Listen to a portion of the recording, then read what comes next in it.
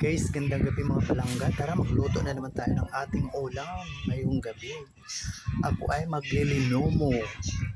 Kilalang ulam yan dito sa amin sa probinsya, ang linomo. Sa mga Bisaya dyan, lalo na po sa Waray, alam nila yun kung ano ang linomo. Hindi ko na lang ipapakita yung isang sangkap. So yun, yan po ang isa sang kutsa natin, yung kanya mismo taba. Yan, at meron tayong dessert mamaya, ay ang pinyan saging yan. Yan guys, tara na. At ayun guys, nakasalang ng ating kawali sa ating blower na kalan para mabilis po ating pagluluto. Ayan na guys, tangkasya na natin ang ating taba para lumabas na yung mantika. Pati na rin ang ating ipangigisa. So yun po guys, lumalabas na yung kanyang mantika. Ayan na o. Ayan na yung ating papangigisa. Ayan po, golden brown ang ating loya. Ilagay na natin ang bawang at sibuyas. Ayan. Yun, bango na. Ayan na po, nilagay na natin ang ating pork or ang ating baboy.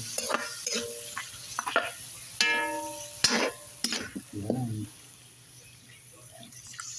Sangkutsa muna natin mga palangga bago lagyan ng sabaw. So yun guys, kumukulo na, pwede na natin lagyan ng sabaw at nilagyan ko na ng paminta para masyamis yung mga palangga, tanggal talaga ang lansa. So yun na po mga palangga, ang ating yaming nilomo. Ayan, kumukulo na po, palutuin na po natin para mas masarap na po. Ayan.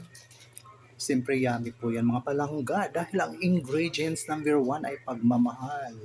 So yun guys, buksan na natin. Ayan mga palangga, kuluto na, kulong-kulo na po siya. Ayan, ang ating yaming nilomo. Ulam po natin ngayong gabi.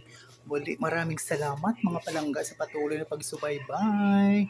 Palagi sa aking mga mumunting video sa Ravil Javier Ella Vlog. Ayan, diba, ang bilis natin makaluto sa blower kalan. Love you all guys. God bless us all po. See you sa next video. Thank you so much. Love, love, love.